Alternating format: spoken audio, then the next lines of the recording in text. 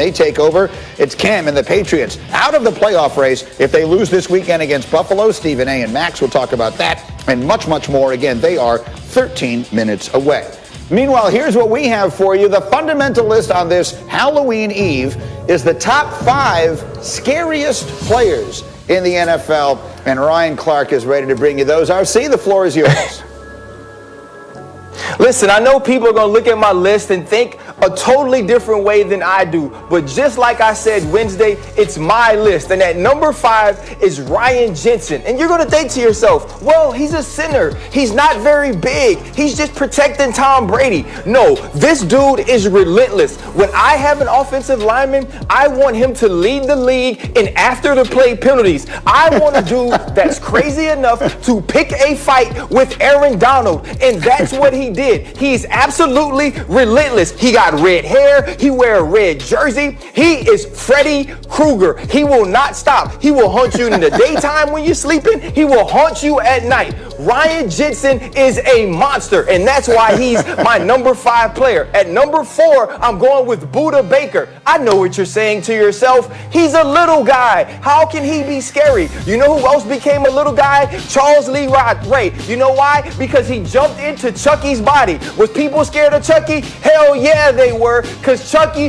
would come after your tail and was nothing you could do about it. Throw him in the fire, he come back. Try to shoot him, he come back. And that's who Budda Baker is. 14 tackles last game. Oh, and he got caught by DK Metcalf, but we'll talk about him later. This is the dude that hits every single play. No matter how big, no matter how small you are, he is coming. And he is coming with the mindset that it's going to be you or him. And when you're a villain, when you're a horror story, you make sure it's going to be him. And at number 3 is George Kittle. If a dude is one of the top 3 tight ends, pass catching tight ends in the league, and he says, I'd rather drive a dude under the field goal post on a touchdown run, that means that's a bad dude. That's the type of dude that hides in sewers, and when your little boat goes into the sewer, he opens up his freaking mouth and clamps down on you like Pennywise. That's who George Kittle is. He's going to kill you in the pass game, but in the run game, he will drive you under the bench. He doesn't want all the pretty stuff. And have you seen his new haircut, Greeny? If a dude got a haircut like that, that means he does not care. And DK Metcalf, I think it's self-explanatory. If you're a cornerback and all you want to do is sit out here, catch interceptions and cover people, when this alien walks up to the line, you have to feel like Sigourney Weaver in 1979. You know why Sigourney Weaver had to jump into that big machine to fight the alien? Because it's not human. DK Metcalf is not human. You're not that big. You're not that fast. You're not that versatile. You can't track a ball that way if you were born on this planet.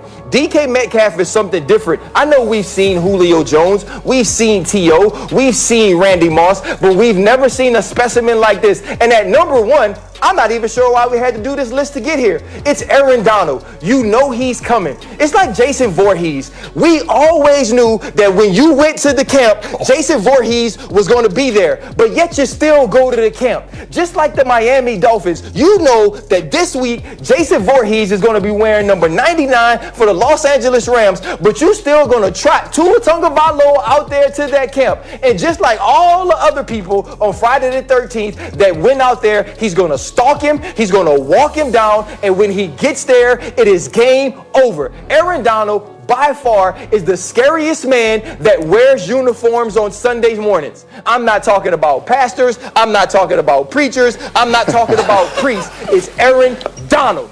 On a Sunday morning is the person you should be looking for. Ryan Clark's 5 scariest players, but Mark Sanchez, I can't help but notice, and I'm sure you can't help but notice, there is one glaring omission, at least from a position group on his list. Hit that snooze button, RC. Nobody's scared of him. Hit the snooze button. Nobody's scared of him. Patrick Mahomes, baby. Nobody's scared you know of him. you're scared of Patrick Mahomes. I'm not scared. I'm not scared. I'm not scared. He haunts defensive coordinators' dreams. You know it. RC, there's no quarterback who you would put on the 5 scariest players list? Well, because here's the thing, Greeny. It's about your mindset. It's about your perspective. If you're going to throw a deep ball on me, I can live with that, right? But if you're going to ragdoll me like a little child, that's scary.